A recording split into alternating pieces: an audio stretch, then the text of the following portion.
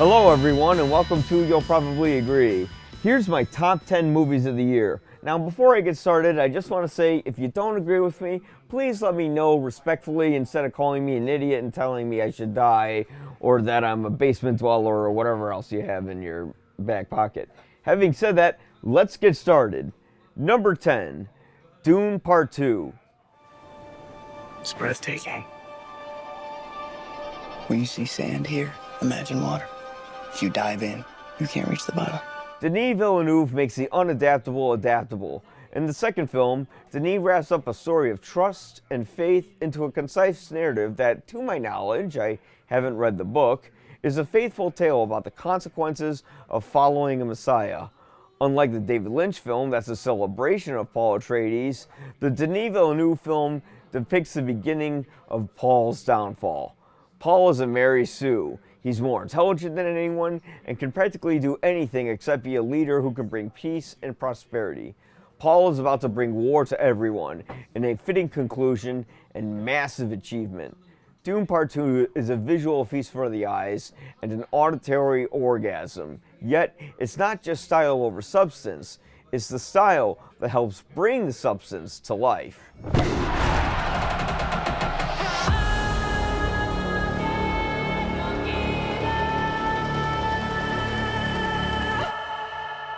Number 9, Sing Sing. This is a clemency hearing for your conviction, 25 to life. Since you've been in custody, you've been involved in a theater program. Gentlemen, let's go. It's difficult for men to express themselves, especially if they're prisoners. Sing Sing is about men being vulnerable in front of each other through a rehabilitative performance program. It's been a program that was established to help people get more in touch with their feelings and truly get some rehabilitation. We get to see the therapeutic process acting brings to its participants. The movie is not about finding hope, but finding release within the confines of a hopeless place. It's not a film that bullshits about the fragility of life and provides redemption and humanity to those we deem inhumane without giving them a second chance.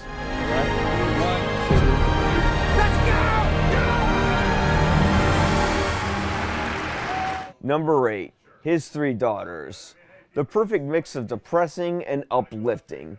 His Three Daughters is a story of a father who's at home in hospice. During his final days, the three daughters of the ailing father reunites but don't entirely get along. One can't stop thinking about her kids, the other is strict and insulting towards everyone, and the final daughter is the girl who never grew up. When all three girls get together, old grievances are quashed and enlightenment is had, but never forced into the picture. His Three Daughters is a moving actor piece that earns Natasha Lyonne a Best Supporting Actress nomination, or at least I hope it does. It's one of the best performances of the year, wrapped in one of the most touching films of the year. Number 7, Nickel Boys. I let you down. I'm okay. Yeah. You can't say this film doesn't try. Nickel Boys is striking and endearing, although it can be a bit boring at times. The movie is taken through a first-person perspective where we quite literally see things through the protagonist's eyes. The style is unique, but doesn't make the film great. It makes it very good, but once you get over its novelization, you realize there are some rough spots in the narrative, specifically when we cut to our protagonist in a close to modern day setting. Did we really need the camera to be placed in the back of his head like we're watching a third-person video game? There are also some plot holes that are supposed to have the audience figure out the gaps for themselves. But I think the narrative would have been much stronger if we did at least briefly find out why our protagonist went to Nickel Academy. Even with its flaws, Nickel Boys is made quite unlike any other film I've seen this year, and a mostly unforgettable experience.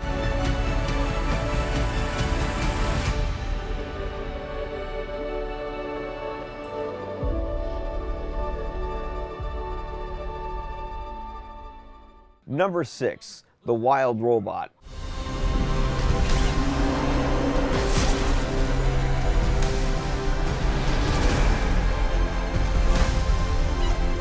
It's a grand year for animated films, and The Wild Robot is a viewer favorite.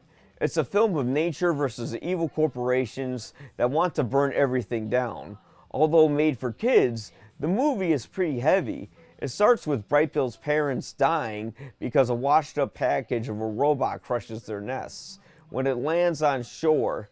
Later, the robot who's meant to return home to her corporate base fails to do so when deciding to take care of Brightbill as a mother. Together, between biology and artificiality, an inseparable bond is made, making us ask why the world can't just get along instead of burning everything down. The Wild Robot might not be wildly original, but its conventionality has won audiences over with its relatable characters and top-notch voice acting from Lupita Nyong'o, Kit Connor, and Pedro Pascal.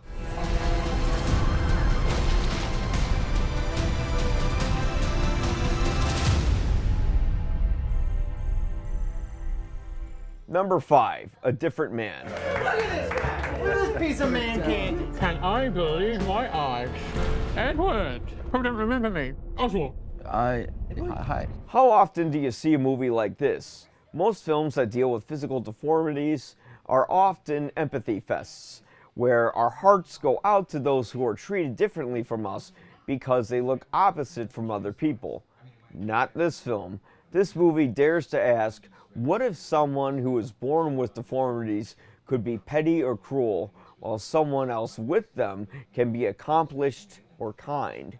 The movie breaks the physical differences barrier by making its protagonist someone who thinks that changing his face will solve all of his issues, only to realize that his face was never the problem. It was him. I'm a sucker for unlikable protagonists. There Will Be Blood is my prime example. Unlike Daniel Plainview in this one, A Different Man has a sympathetic protagonist who relies on people's sympathy as a motivator for him.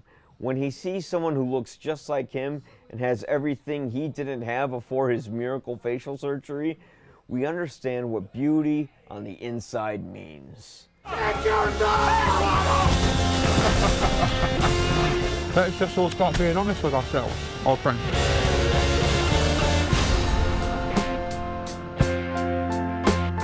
Number 4, Flow.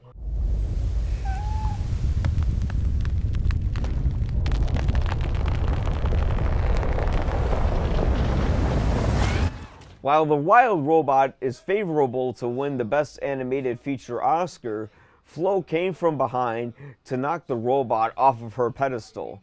Flow is a movie that looks like a team eco game while maintaining the heart of an inconvenient truth. The movie is about a cat who has to survive a world that's been engulfed in water. It sounds familiar to today's global crisis.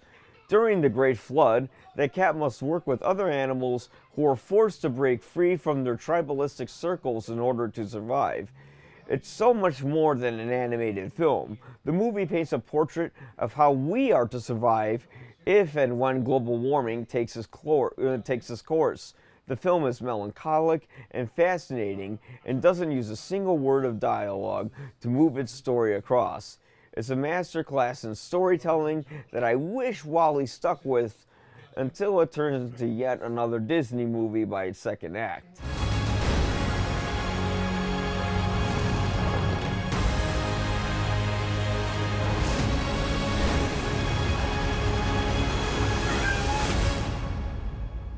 Number 3, Anora. Like, what do you do to get all of this? I am telling you, you do not know this guy.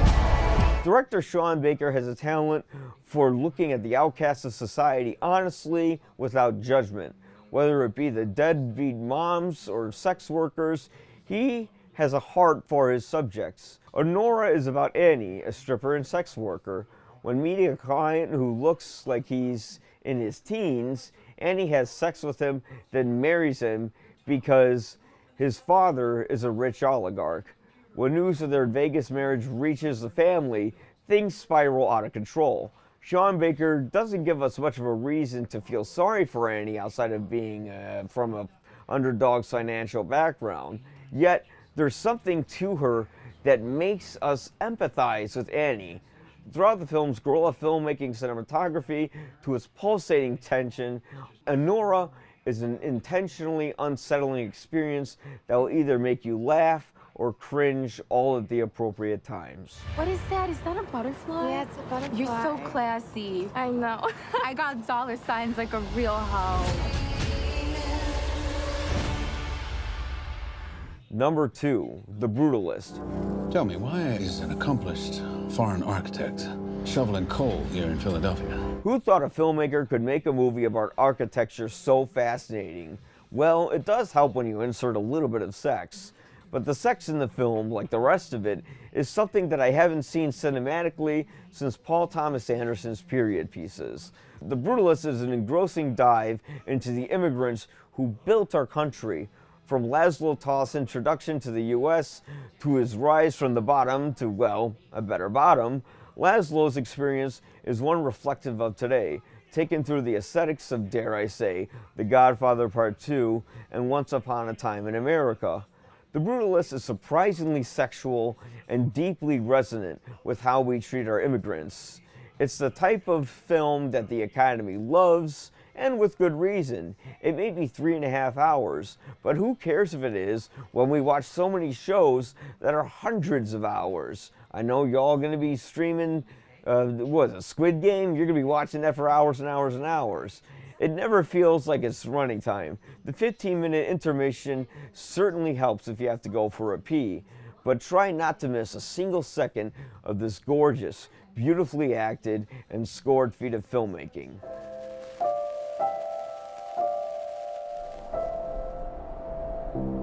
And finally, number 1, The Substance. Have you ever dreamt of a better version of yourself? Younger, more beautiful, more perfect. Here's a film that is the total opposite of what an Oscar-nominated picture would be. Yet, I love it for those very reasons. The Substance is bat crazy, and God bless it for it. The movie isn't afraid to sludge its points over the audience's head. Pretty girls should always smile. That's the equivalent to a really bad 2-hour acid trip. Or I should say 2-hour and 20-minute acid trip, just to make it even worse. The Substance is criticized for being derivative in its homages beyond being anything original. But I would argue that, like the Joker, if you're feeling what the movie is supposed to make you feel, then it's doing its job. The Substance had me laughing, shocked, revolted, and sympathetic. It's a spinning wheel of emotion that's a thrill ride unlike any other this year. It won't win any big awards. Maybe it'll win Best Actress for Demi Moore, although I would argue that it was the stellar makeup and bonkers script that did most of Demi's heavy lifting. When it comes to movies sticking in my memory and having me hooked from the beginning, The Substance is my personal favorite movie of the year. It's a cautionary tale about unrealistic beauty standards and fame that will have you reaching for the puke bag, especially when Dennis Quaid is wolfing down a shrimp like a starving dog.